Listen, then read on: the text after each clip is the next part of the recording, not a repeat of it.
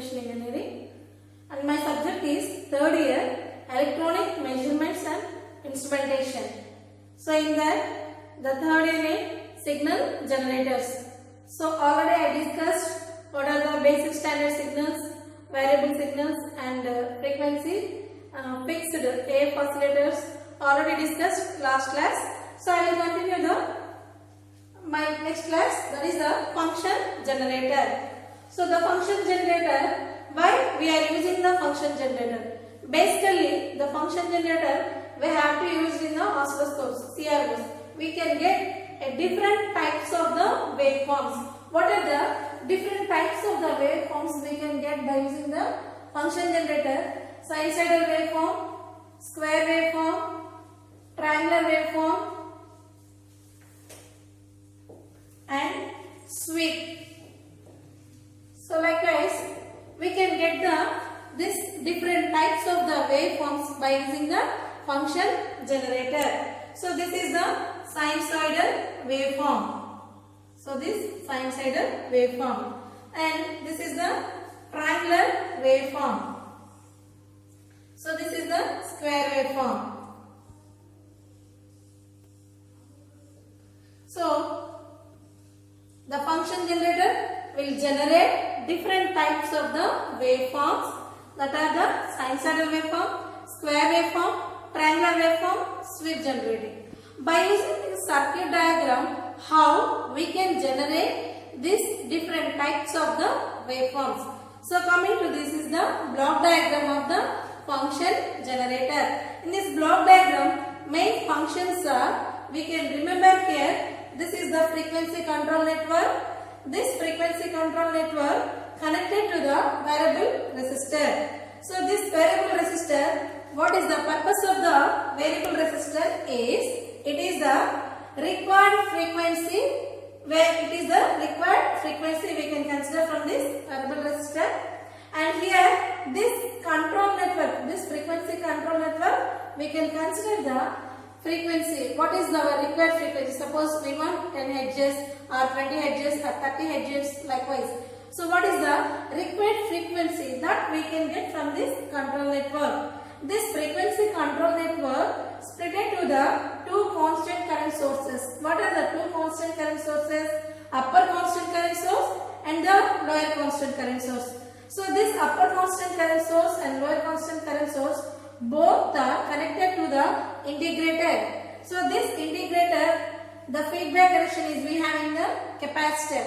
So from this capacitor we can get the triangular waveform. How we can get the triangular waveform means, here when we are applying the input signal, the frequency control here, it is connected to the upper constant current source, it is the on state. So this on state connected to the integrator, through the capacitor we can get the triangular, this is the triangular waveform. How it will be generated means, when the capacitor is charges, it will go into the positive ramp. So this is the positive ramp, and it is the discharges, it will be negative ramp. So it will be negative ramp. So likewise we can get the triangular waveform. So positive ramp, how we can get the negative ramp? When this constant current source is in the on state, it will be high state, that is capacitor charges, then we can get here positive ramp, and it is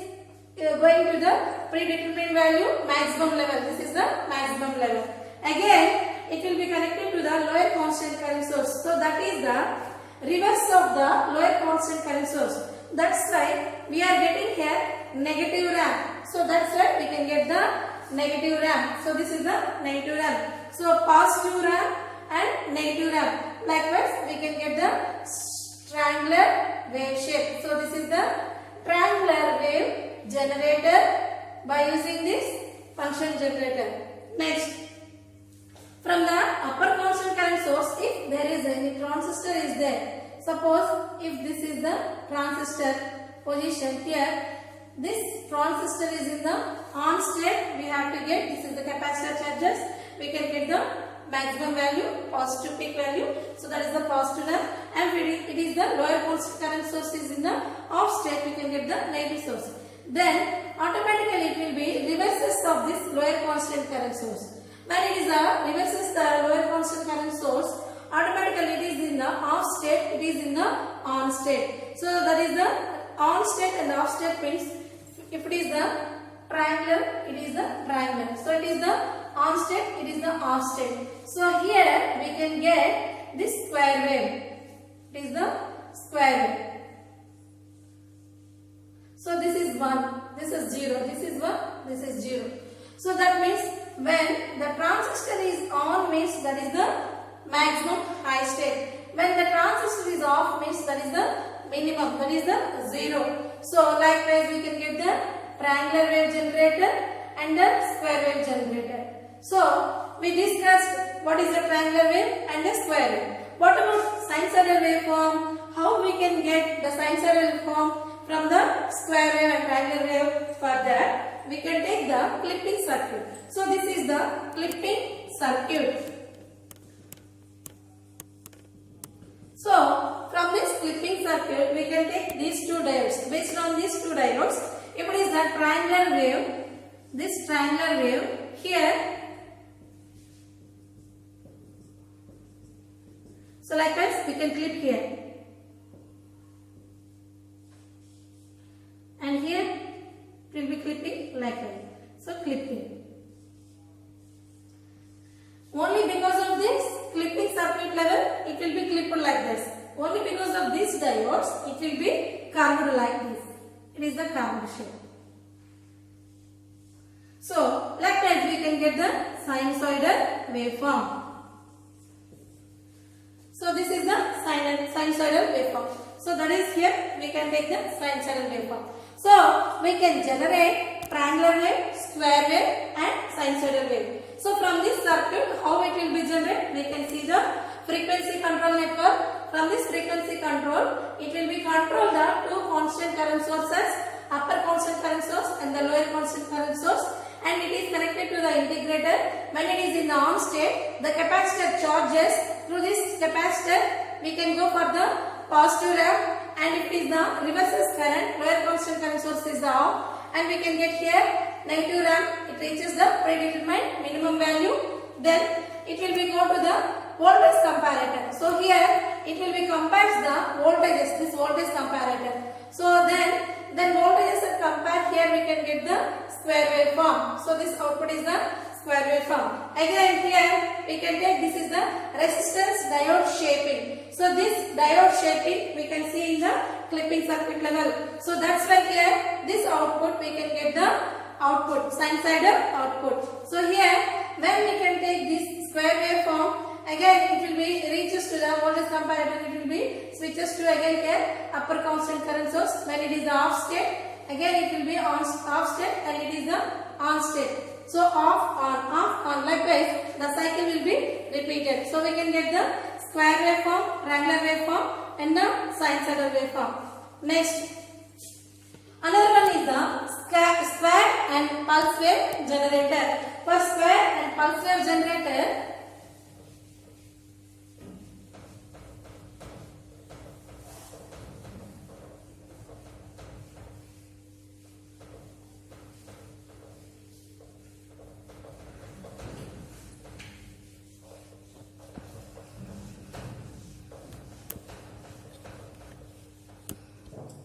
so this is the square wave and pulse wave generator.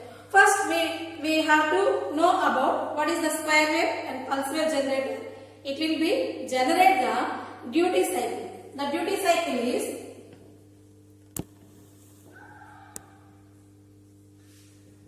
average value by time period.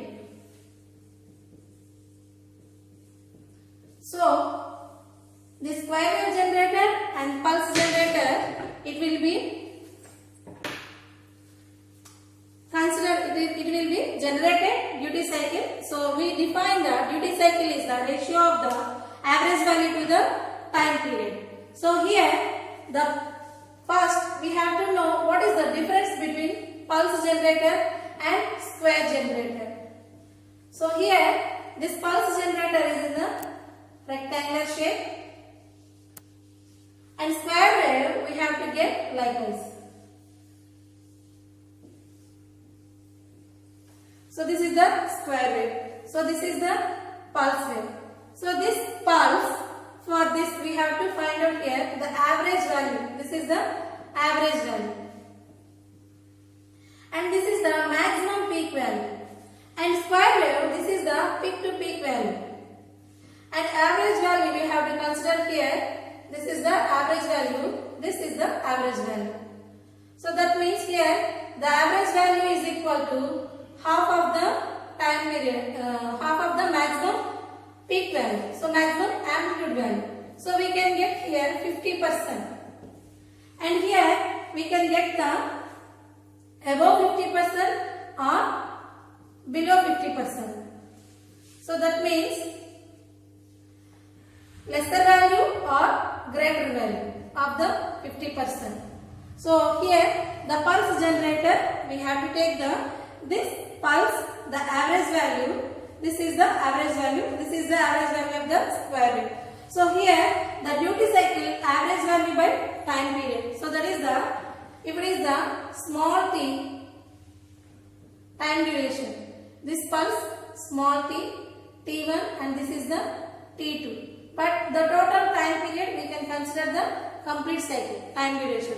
So here the average value is equal to we can take here small t by capital T. So that means the value will be lesser value or the greater value. So here, so the feature of this square and pulse generator, we can consider this average value, half of the amplitude value. For that we can say here 50%. Here we can say less than value or the greater value. Next, coming to the block diagram, how it will be generated square and pulse. So in previous case, we already take the upper current source and lower current source. But here, this is the frequency control. This frequency control controls the two constant current sources. So what are the two constant current sources? Upper constant current source and the lower constant current source. And here, this symmetry also, it controls the two currents. That are the upper constant current source and the lower constant current source. Next, this switching circuit. So this switching circuit, it will be connected to the Schmitt trigger, and here this is the capacitor charges or discharges purpose we can take here. This multiplier, it will take the capacitor, suppose it will going to the positive ramp or negative. So positive, negative, that means charges and discharges, charges and discharges. So that purpose only we can take here capacitor. Next, the Schmitt trigger. From this Schmitt trigger we having the three types of the outputs. What are the block diagram explains?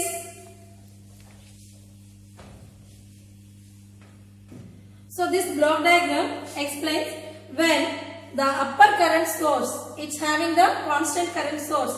It is the on state. When it is the on state, the switching is connected to the Schmitt trigger. So here the Schmitt trigger output, it will be having three types of the outputs. For Schmitt trigger,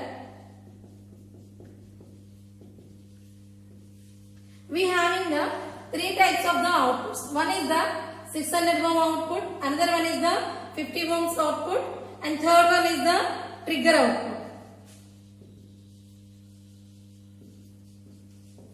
Okay, here when the Schmitt trigger output, we can take this is the 600 output. When it is the upper constant current source is in the high level, then the Schmitt trigger on to the on state, that is the 1. So likewise we can get here, it is the waveform square wave on, off. So 1, 0, 1, 0. Likewise we can get the square waveform for the 600 ohm, it will be amplifying here. And here the 50 ohms output amplifier, it will be controls the vernier amplitude and another one is the amplitude. So that means if there is any smoothing here, it will be controls the amplifier here and it will be attenuate and we can get the output waveform 50 ohms output. And another output is the trigger output circuit.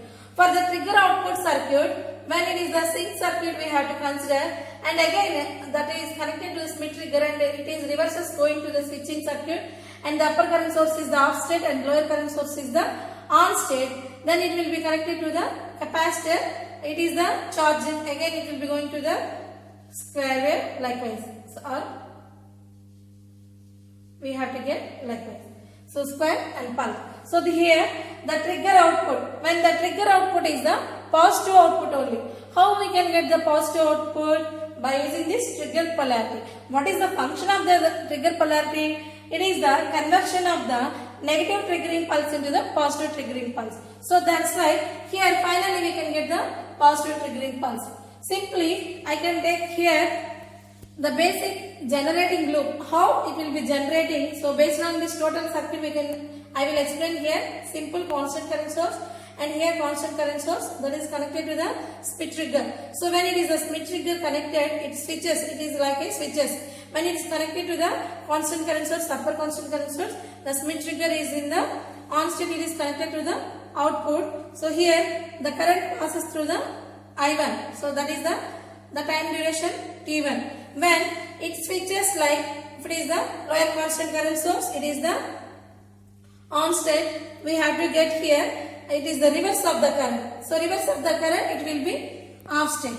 Then again the Schmitt trigger switches to here and it will be connected to the here the positive triggering pulse. This is the negative triggering pulse. So when it is in the lower constant current source, here the current source is the I2. So that is the reverses. So reverses means likewise we can get here. So for these two waveforms we have to take here, this is the maximum positive ramp and here negative positive ramp. So for that we can take here the waveform likewise.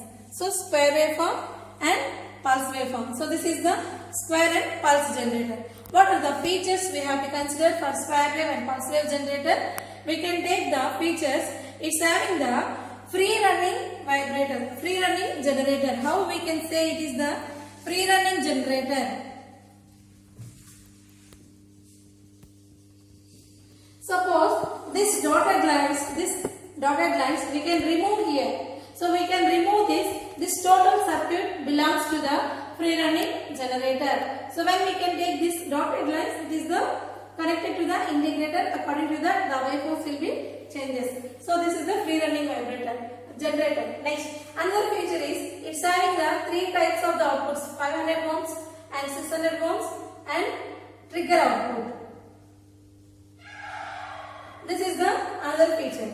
And third one is for the square wave generator and pulse wave generator, we have to take the main differences of the square wave generator and pulse wave generator duty cycle. For the duty cycle, for pulse generator, it's having the less than 50% or greater than 50%. For square wave, we having the 50% of the duty cycle. So these are the features of the square wave and pulse wave generator.